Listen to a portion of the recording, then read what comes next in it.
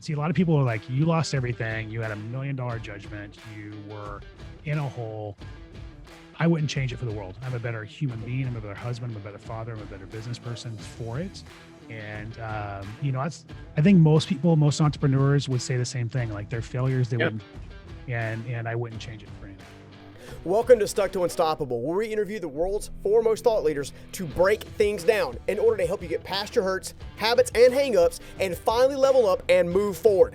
I'm your host, Steven Scoggins. Now let's go ahead and get into today's guest and our featured conversation. You're not going to want to miss it. As a nationally recognized and highly successful real estate investor, Don Costa has become one of my personal inspirational superheroes. And not because he built a huge real estate organization, because that's impressive, but because he did so while fighting back from losing it all.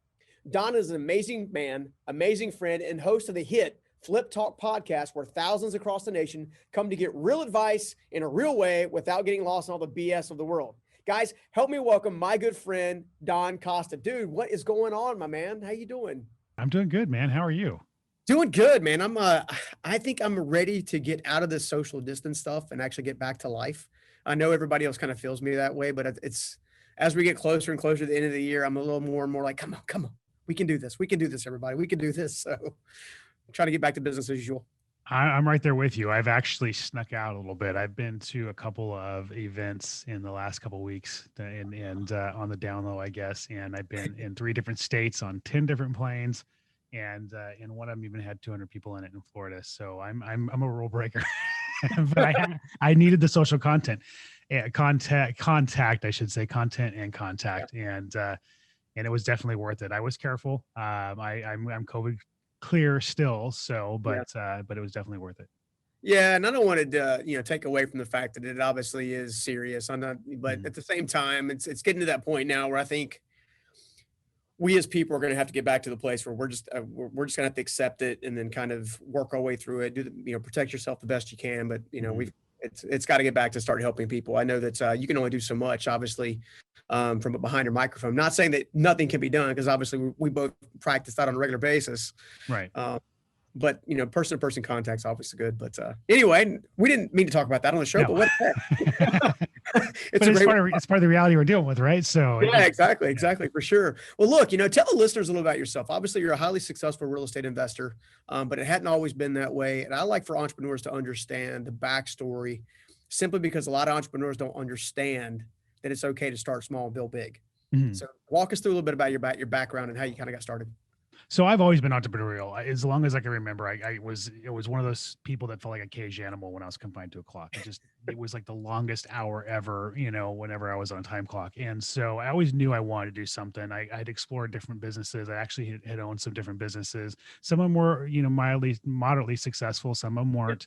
Part of the entrepreneurial journey that I think people overlook is the fact that you don't just most of us don't just start a business and knock it out of the park. We have to grow into being an entrepreneur, and that's through some trial and error, right? And I definitely did my trial and error, trying to figure out like just how to be a business person, how to manage people, how to manage money, how to, figure out kind of what fit me. And so when I came across real estate, it was like the widget that fit. It was that one thing that just excited me and made sense to me. So I was really good at it. Back in 2003, I started door knocking. And in 2003, 4, and 5, everybody knows in the US, the real estate market was on fire. And I made a lot of money really fast. Kind of was a jerk. It went to my head. I thought everything I touched turned to gold. Thought it was never going to end. I'm laughing because that's the typical entrepreneur journey. It is. Well, because most of us haven't had money in our lives, and the first time we make money, we just think it's oh my goodness, like this is we've cracked the code, right? So what's my plane? yeah. Yeah. So I was a horrible business person. I was a horrible leader. I was, I didn't know my numbers. I was growing, faster. I needed to be growing. And because I thought it was never going to end. So I had like, multiple companies, multiple offices, and I was running this business that had a ton of flaws. But back then the real estate market was on fire. And if you took longer and you made mistakes in a project, it actually made you more money. So it hid a lot of those mistakes. And so when 2008 came, it was like 2008 was this giant spotlight that just shined onto every single flaw and highlighted every flaw. It's like taking the black light into a room, right? And showed every flaw. So from about 2008 till about 2010, I proceeded to literally lose Mm. everything that I'd ever had even before I started the real estate investing career, and went into this deep depression. Like literally going to the gas station with quarters to buy a gallon of gas. My Yeah. wife called me from the grocery store because her debit card wouldn't clear and she had a cart full of groceries and she's crying on the phone. There's nothing to do about it. Yeah. You know, taking my family to Taco Bell for a $20 meal and literally having my car declined and having to collect my family and leave Taco Bell with Mhm. my kid asking me why the mean guy wouldn't give us our food. I mean, soul crushing moments. Yeah. Um, and I literally had stuck my head in the sand for a period of time, thinking that, real estate had let me down and, I should just get a real job. And I'd given up. Everybody asked me like, how'd you bounce back? I'd given up. And what happened was, back then, if everybody remembers, like 2009, 2010, you couldn't get hired Yeah. anywhere. Yeah. I was overqualified. I was undereducated and I couldn't get a job. And so out of the fact that, of necessity and desperation, I had to take an accounting of what I was good at. I was good at putting deals together. And so I rebooted in 2012. I did my first deal in June of 2012 and got back into the real estate game. And it's been kind of game on since. Well, let me ask you this, because I think there's so many different stories we could impact there as in a typical life of an entrepreneur. Mhm. Um, my my experience has been that most entrepreneurs don't necessarily know they're going to be entrepreneurs. Something happens, they figure out they got a niche or something they're really good at. They just discover that they really enjoy the process. They go through a rise and a fall, a humbling. So you Mhm. obviously just, hey, I'm king of the world, to, oh my gosh, I don't even know if I should have been created kind of moment, right? Right. And then there's something incredible happen, and that's when the humble, confident entrepreneur is born.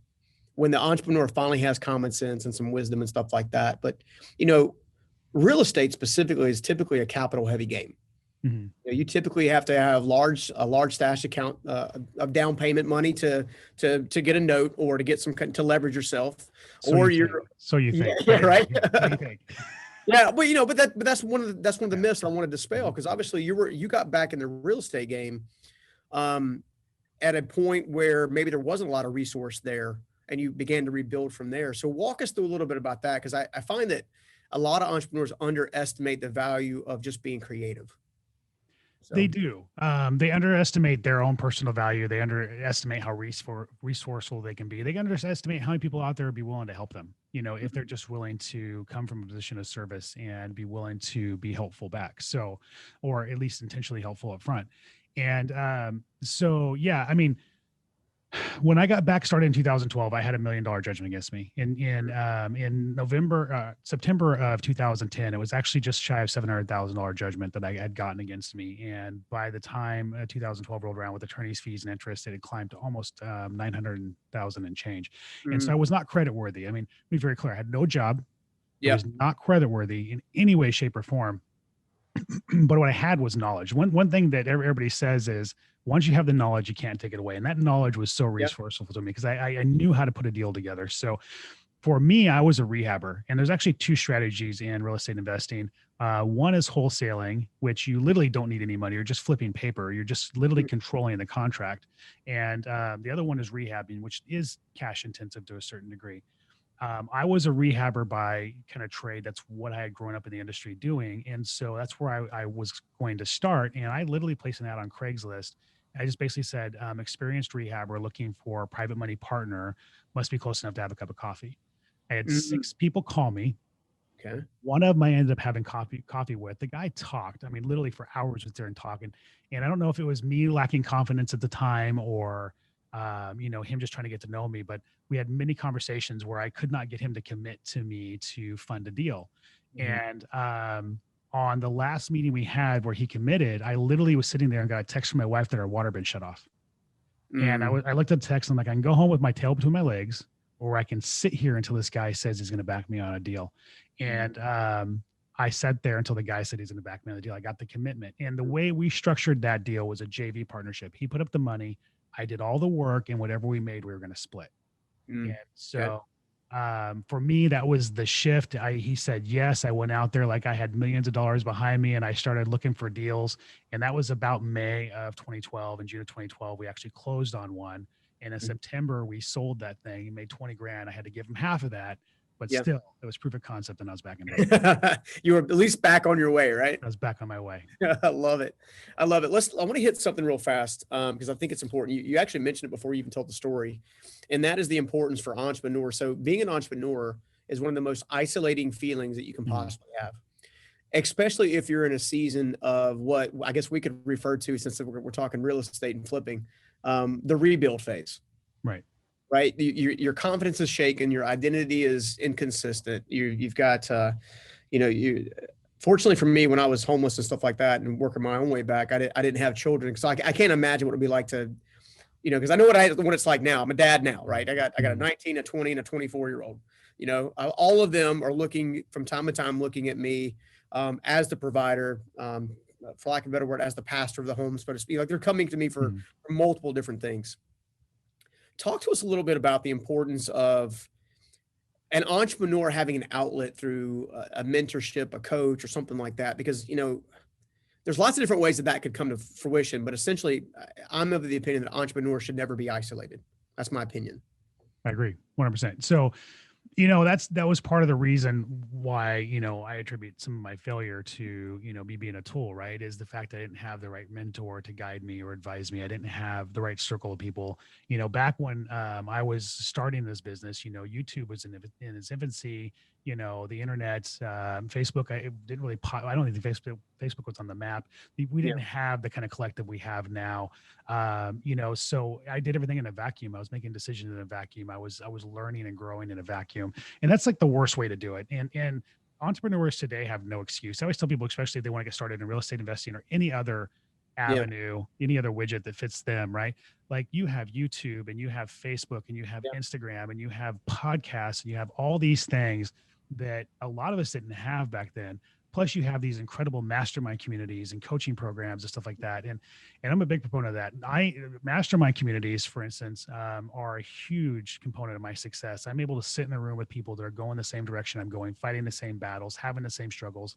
Yeah. We're able to have conversations about what's working, what's not. Hey, I got this idea. No, I tested that, it didn't work, but this is what actually worked for me. And swapping information, and even having conversations about employee issues Yeah. or leadership issues or home issues, to have people like, that have, they're struggling, because sometimes as an entrepreneur, most of us entrepreneurs, our spouses aren't. Our spouses are completely conservative. Like my wife's a school teacher and doesn't always get some of the things. I want to jump off the cliff and build the airplane on the way down. She's like, no, I want to know exactly what the airplane's going to be. No, So you need a parachute, dummy.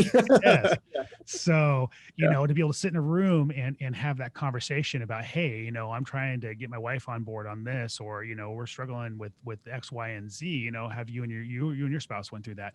Even on the personal level, having the right community around you is important. Having the right mentor that's been through it. I mean, can you imagine, like, you're trying to figure something out or trying to go through an issue, and you can talk to somebody that's already been through it and they can tell you what mistakes not to make? That's so powerful. It cuts so many years off of your growth. I don't understand why people don't embrace it. I think it comes down to fear. It comes down to people that just they don't want to admit they don't know what they don't know, because they feel like if they do, they're going to look weak. And the reality is just that's just not the case. I mean, Yep. you take any majorly successful Warren Buffett, for example, multi-billionaire. He's constantly getting advice from advisors, constantly looking at deals a different way. And I think there's a lot we can learn from those folks, in this process. And the other thing that I think that strikes us a little bit is the simple fact that most entrepreneurs are doing one main thing wrong when they're building their businesses, and that's not building themselves. Oh, 1%. Yeah. So talk to me a little bit about how obviously the experience shaped you, restarting shaped you, the rebuild shaped you, but talk a little bit about, Don before and then Don after, meaning the two different types of entrepreneurs, and what the differences are. So maybe we can cut some years off somebody else's heartache. Well, so Don, before I was, I think like a lot of entrepreneurs, I always use this analogy of, we're dragging this cart uphill, right? And we're putting the widget in there, putting the team in there, we're putting these different aspects of growing a business into this cart. And as we go over the hill of success, Mhm. we think we got to carry that cart on the way down, but that cart is gaining its own momentum. Our team Yeah. is starting to be able to handle things for us. Our business is starting to be able to stand on its own, and Yeah. we tend to hold that cart back. And so I was guilty of that the first time around as a bottleneck. Every decision, every choice, everything that happened had to come through me, and I ended up, impeding and really starving off my business because I didn't allow it to just do what it was going to do to a large degree. So I was a bad leader, number one. I didn't know how to manage money. I didn't know how to manage systems and processes. I didn't know how to really kind of streamline my business and structure my business so that it can, kind of get all the things that suck out of the way and allow my team to focus on the efficiencies that matter. I mean, there's so many things, taking things for granted, ego, Mm. you name it, all of that was a product of why I failed. Now, I'm more cognizant of the fact that I am imperfect and I need to put people around me that are better than I am, smarter than I am, and let them do what they do. I need to let them fail too. I need to let them make mistakes and learn from those mistakes. I can't save them from that because they're not going to learn the way I learned, which was by making mistakes. So, just working hard on, I think, being more humble, understanding that it could end if I forget where I came from, allowing my team to be successful and really be fruitful in their labor. And yeah, I mean, there's so many, I mean, I could go on and on and on. I wouldn't change it for the world. See, a lot of people are like, you lost everything. You had $1 million judgment. You were in a hole. I wouldn't change it for the world. I'm a better human being. I'm a better husband. I'm a better father. I'm a better business person for it. And that's, I think most people, most entrepreneurs would say the same thing. Like their failures, they Yeah. wouldn't, and I wouldn't change it for anything. Oh, for sure. I mean, I think if you look at it, some of the most successful entrepreneurs on the planet have been through at least one crushing, Yeah. at least one, if not multiple. And the thing is everything that I was scared of before I went through it. I mean, what did I went through the worst I could possibly go through and recovered. And so it's like, what do I have to be afraid of now? There's like Yeah, nothing absolutely. that stands in my way at this point in time. I know what I'm capable of. I know it's not going to kill me. And I know that the only obstacle is me taking the time to learn it. That's about it. Right. So, And I'm glad you said that because I think one of the best things that someone could be doing right now during this COVID season, if you will, is making yourself more valuable and silent. mhm. Right. Be doing the mastermind calls, be reading the books, be watching the YouTube, be listening to the podcast, whatever you do, spend several hours a day making yourself more valuable in case you have to restart. Right. For example, let's Don, if you don't mind, talk to the entrepreneur who is facing having to start over right now. What do they need to know right now? They need to, God, there's so many things that I could really run with on that one. And for me, at the time that when I was starting over, I think one of the biggest struggles was knowing my power, knowing what I was worth, knowing my value. So the first thing is a lot of us will define our value by the success we're experiencing in the moment. And you got to understand as an entrepreneur that you're beyond the success, your value is beyond the success you're experiencing in the moment. Even those failures you have value. Those are lessons that run deep, that are going to create a foundation for you to be successful in the future that no one's going to be able to take away. Like I said earlier on, that knowledge allowed me to spring back faster and more forceful than I ever could have. So knowing your value, understanding your value, getting in there and owning who you're going to become. Like you're having to start over and you don't feel it. I had $1 million judgment against me, and it was hard for me to look people in the eye and say, I'm a real estate investor and I'm going to do X, Y, and Z. But I assumed that person, I owned who I was going to become. And that's not fake it till you make it. That's just knowing that this is the path I'm on. This is who I'm going to be. When you start to embrace that and you start to kind of, I guess, wear that coat, right?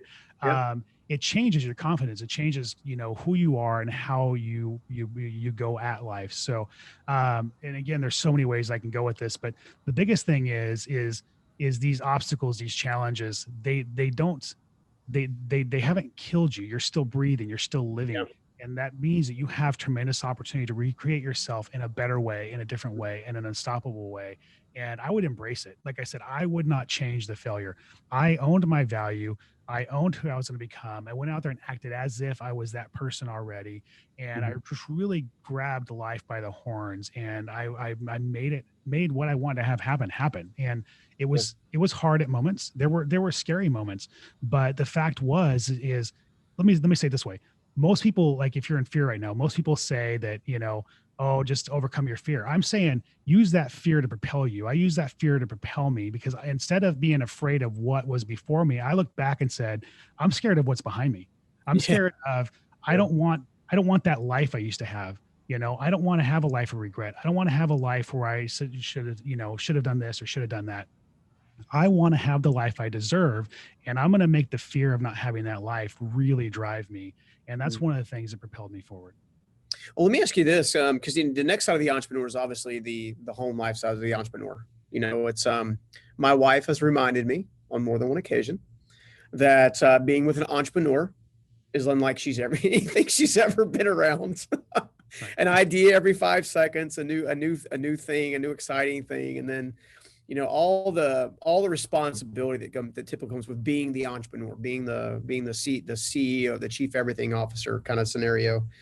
Uh, Talk to me a little bit about home life and how working together. I mean, I've got some things that my wife and I have done. She's brutally honest with me a lot, Sounds like right? my But wife. there's a yeah, right. So there's a season. So you and I, there's several things that you and I share. One of which is having to start over and kind Mhm. of rebuild, and having a spouse that is with you on kind of on the journey, maybe has some questions and doubts. It's like, hey, I feel like you ran the train off the track last time. Why should I kind of lean into you again, kind of thing? How are you able to use that second opportunity to not only build a business, but also kind of rebuild your family and everything around it? The first time, when I got into this, it was funny because my wife and I were getting ready to get married, and I was like, I'm gonna go back to school, and she's like, no, you're gonna get a job because we're gonna have kids, and I was like, well, if we're gonna have kids, I'm not gonna get a job. I'm gonna start a business. Um, and the whole time she's like, this isn't real, this isn't real, and then I'd make money, and she's like, well, then it's not consistent, it's not gonna last, and I'd make more money, and then Mm-hmm. she started to let her guard down, and we lost everything. And it was weird. The second time around, I expected more pushback from her, Mm-hmm. and she was reluctant, but she was more of a cheerleader the second time around because she knew. I think at that time she'd realized what we're up against in the economy, Mm-hmm. what the world was up against, and she knew just kind of who I was at that point. That I was one of those Yeah. people put in a box. So she's been more of a reluctant cheerleader the second time Yeah. around, but a lot of that is a lot of it is communication. She is my wife. I'm big on personality tests, and I Me big too. I'm a fact person. Just bring me the facts. I don't care about emotion, and she makes all her decisions on emotion. So that used to cause us to butt heads a lot because I would say something, she'd react in emotion, and I'd be like, what the hell? And now I understand I've got to drop it and walk away Yeah. and let her process it and Yeah. then come back and have a discussion. And so I think becoming more mature and understanding, if you have a partner, I think personality tests are great. I think understanding how each one of you guys makes decisions will help you communicate better. Yeah. And that's been huge for us because now, I at least get her to the point where she's going to have that conversation, and we can have a conversation about kind of where she stands and what her fears are. And she's been pretty good about just kind of letting me do my thing as long as I commit that I'm not going to put it all on black, just some of it. Yeah, right. Yeah. No more roulette. You're gonna have to play a little more blackjack Right. where your odds are a little better. Right. Right. Yeah, that's kind of the same thing. I find that entrepreneurs that are supportive of their spouse typically have spouses who are supportive of the entrepreneur. Right. I feel like the entrepreneur many times makes the mistake of thinking that that their family life is, set to the side while their business life is set to the other side, and the business life has to work in order for the family to work, not realizing that they both take equal investment. Mhm. If that makes any sense. And, It does. I can tell you that my wife is, I would also quantify, I'm gonna steal your phraseology from now on. I think I just made up a word, phraseology. My wife has been a reluctant cheerleader. Like I sincerely think she wants me to, inspire and help the people, all the people I possibly can. At the same time, she doesn't want me to lose sight of my house. Yeah. And I know as entrepreneurs that can be a little bit tricky and stuff like that. But anyway, I had to go on the sidetrack between the family and the beginnings, because I think a lot of entrepreneurs, there's so much that goes into being an entrepreneur. Right. There's isolation, there's risk, there's opportunity, there's starting over, there's building teams, there's leadership, and it seems like they have to take in so much content and then cipher through so much of it that I wanted to spend some time there. My next question is this. Why Flip Talk? Why did you start Flip Talk, and why is it one of the fastest growing podcasts? Yeah, let me just say something real quick about my wife that I think is funny real quick, and then I'll answer that question. So, Yeah, because we're talking about entrepreneurial wives. I started the podcast, and the podcast led to me being on stage and me doing different things, yeah. more in social media and content wise. And she rolls her eyes. She's the funniest thing. She's like, you'd think your wife would be like, oh, you're accomplishing all these things, and you're you got this podcast, and you got some fans. And she's like, she rolls her eyes, and she's like, just don't let it go to your head. So, all right, so I got to interject for you just for a second. So this is my wife, and baby, I love you, right? I'm at home. I've had a long day. I've been on podcasts. Maybe I've been on stage. Maybe I've been on camera or whatever. And she'll walk up. She goes, I love you. I'm like, I love you too.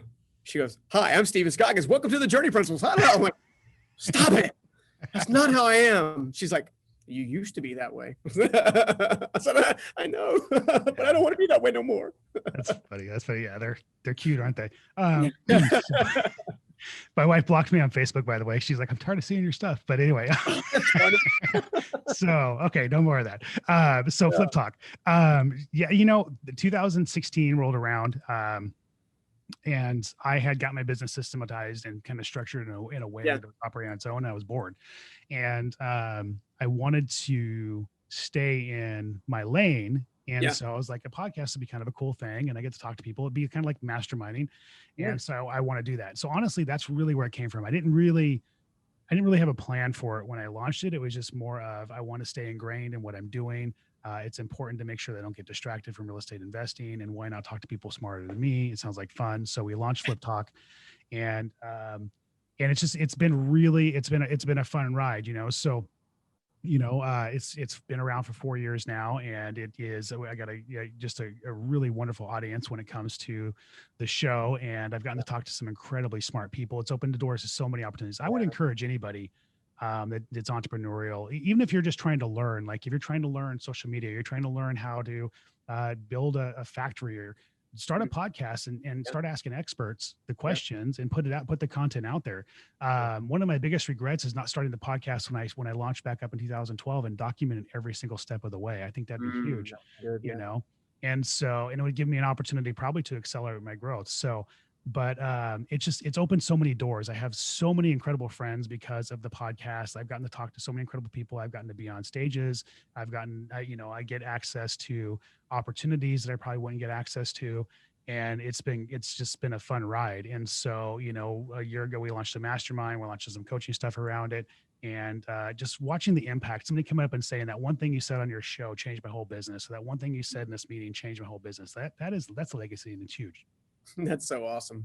Yeah. I mean, your audience is fantastic. I've heard nothing but rave reviews from a lot of folks that obviously that know us both, and we're like, hey, you guys need to meet each other and hang out and that kind of thing. And they were saying that your audience is just amazing.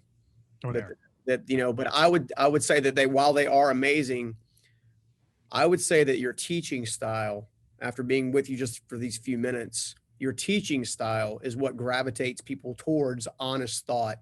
It's one of the things it's been resonating in my head for the last, couple months now, on some of the things that I've done. Is I keep saying it over and over, and it comes out every time I do a podcast recently, is that people are tired of gurus and they want guides. Mm-hmm. The difference between a guru and the guide is the amount of crushing they've received. 100%. Yeah. And as a result, I think that's one of the reasons why you have one of the fantastic audiences, because they know you're telling the truth. Right. They're not worried about whether or not you're sugarcoating something, because you're like, no, dude, this is how it is. Yeah. And I'm running a real real estate business. Literally. I mean, my office right outside this door, I have my team, on the phones right now, locking up deals. So, I can relate to the struggles they're going through right now. And I'm not afraid to say, hey, I just did this today and it sucks. So but that's part of being the right kind of mentor, right? Is saying, okay, I just stepped in that pile. Don't walk behind me. Yeah, right. Clean your shoe, will you? And I don't know if for most entrepreneurs, you may have figured this out on your own. A life in the day of an entrepreneur is not necessarily driving Ferraris and flying airplanes. It's not. Not saying that you can't get there and enjoy some of that stuff maybe later on, but it shouldn't be the primary focus. I think one of the things that's making your impact so powerful is the fact that it is impact focus. Mm-hmm. The deals and the excellence and the stages and stuff that are coming with that are byproducts of serving well. 100%. So tell us a little bit about your just because we're talking real estate, tell me a little about your favorite kind of deal. Oh, well, as far as, I love wholesaling, obviously. I'm a rehabber. I like the idea of taking something that is the worst house in the block and making it the prettiest and selling it to a family and letting the family Yeah. have a wonderful home. But wholesaling, like I said, just kind of flipping the contract, it's hard not to love that a little bit more. And that's, we had a deal where literally we closed it via text message, never even had a conversation with the seller until just before we closed escrow, and we were able to wholesale that property, make 165 grand. I couldn't even tell you where the property was, So I just personally locked one up on Friday. My team, I walked through like we call it the pit, but I walk through and I'm always teasing them, hey, give me something to close. And so one of my acquisitions girls threw one at me, and I got on the phone with the guy. In about 30 minutes, I'd locked it up, and my disco guy sold it within 24 hours for 50 grand. We're making a $50,000 assignment fee on that property. So those are it's just exciting. I mean, Yeah. when you get to your business to a point where you couldn't tell, I could not tell you where the cross streets are. Like, I've never seen the house, and I'm Yeah. making, $20,000, $30,000, $50,000 in that property. That's a good feeling. That's exciting. I like to get in there and I like to do it and I like to manage projects, but when you get to the point where you're not even seeing the projects, that's exciting. Oh, I love it. Love it. Well, yeah, I like the fact you're with your team atmosphere. So talk to me a little bit about how you keep your team, like, kind of tightly knit. Oh, I swear I can't talk today. How do you keep your team kind of motivated and tightly knit, especially if you're known as the closer, walking around with the leather jacket and stuff, and you're the closer? Oh, I don't have the letter jacket. I'm just playing. So, I think it's just part of just we try to we do things we have an office setting. We try to do things in the office that keep the energy up. We go to lunch together. I'd make sure they're taken care of, as far as pay structure and everything else. I get out of the way. I let them be successful. We try to get them in the right seat and just get out of the way and let them be successful. I think a huge part of having a close team is the team knowing that you rely on them and you count on them. And I think a lot of entrepreneurs are afraid to do that. My team knows that, your position is critical to my business and I count on you for success. One of the things that I think really, really helps from my perspective, because I don't want to be in the weeds anymore in my business, is when I hire somebody, I always let them know right from the beginning that the definition of success for you in my company is if I never have to be here again. Mm. And that means you're successful. So right off the bat, I communicate what success looks like. We try to train them and coach them and guide them to be the best they can be in our organization. Then we get out of their way, and then we just support them through the process and include them, from that point on. And I think is a huge part of why I have a good team that I can count on. And anytime that I haven't done that, it's all falling apart. So It's kind of like me when I touch my calendar. My executive assistant has to monkey my calendar. I break it every single time I touch it. Right. And I think Well, that's understanding as we break things, right? Because yeah. I mean, well, that's our job, right? So Yeah. as an entrepreneur, I mean, you're the guy with a machete, guy or gal with a machete. Right. You're heading to the jungle to cut out a road, and Mhm. other people are coming behind you, putting in the barriers and the concrete and drawing the paint on the lines and all that Yeah. kind of stuff for other people to travel on. Exactly. That's my analogy anyway. So And they do not want you to turn around and come back the same direction. that's right. You go forward. Well, let me ask you this. All right. So you got the team, you're spending time with them. You're promoting and empowering their overall success. Mhm. You're working hard to teach them and mentor as needed. One fear I think that entrepreneurs would have, and I say this from personal experience, is I teach you everything that I know. I empower you to do everything you need to do, and then you turn on me. Right. How have you been able to overcome or work through fears that come through that? Because I own several companies at this point in time, one of which is a sizable company with a fairly large leadership team. And even though and I'm just being transparent here, even though my executive team has given me millions of reasons to just get behind them, every now and again, I have to fight myself not to get involved. Right. So talk to me a little about how you kind of compensate for that or, work through that. Well, that fear of you're going to teach them everything you know, and they're going to turn on you or they're going to leave. I mean, that's a valid fear to have because I've had it happen to me. But the one thing that I know is most of you out there aren't me. and you can go ahead and try to do what I do on your own, and one or two of you may succeed. Most of you may not. So, and I don't mean that from the entrepreneurial base. I mean that from the employee mindset based, right? Entrepreneurs, I think you're going to carve a path no matter what. You're going to figure it out. But that's a distinction I'm trying to make here is that most people with the employee mindset, the employee built individual, they're not entrepreneurs. And I think we make that mistake of thinking that everybody sees the world through our lens. That's You know what good. I'm saying? Yeah, that's good. They don't. And what motivates me, like I'll think, oh, if I promise you all these opportunities, that's going to make you want to stay with me and make you happy to have this job. That actually overwhelms most people. Yeah, They just want to come in and be told what to do and put their head down and get a paycheck. yeah, And so, understanding again personality tests and different things like that, understanding right seat, right person, yeah. different personalities out there, and the type of person, like the type of person that I need in my sales, on my sales team, the acquisitions person is going to crush it, is going Hmm. to be somebody that's probably going to go out and compete with me. And then I Yeah, just got to know that I'm going to get 1 or 2 good years at them before they go try. And I yeah, have to live with that. That's just reality.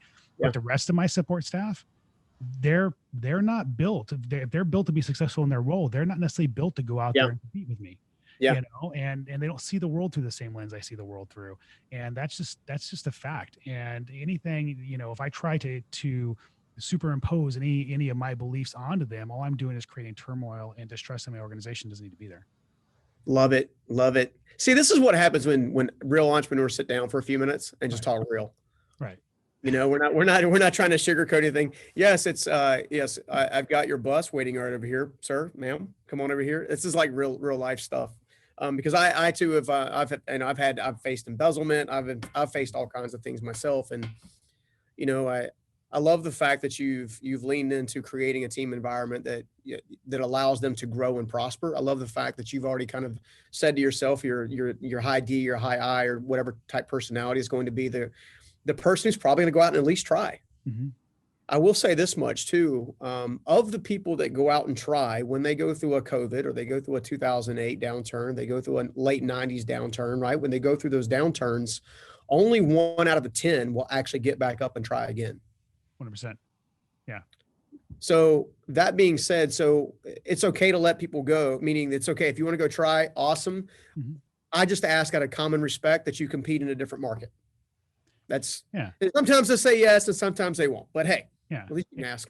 Or at least if you handle yourself with a certain degree of decency and Yeah. you don't succeed, the door is open to come back. I've had people download our database and go out and try to compete, still my customer base Oh my and try to gosh. compete. I mean, and Yeah. it's just that it's going to happen. There's going to be dishonest people. And honestly, instead of me looking at them and saying, they're an awful person, I look at myself as a leader and say, okay, what were some of the things I did to choose that person wrongly, and then what were some of the things in our leadership in our business that allowed them to stay as long as they did, and how can we not let that happen again? Because the failure is ultimately on me as a leader.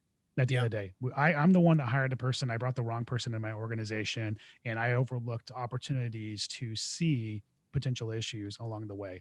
So that's a fact of being a business owner and a leader.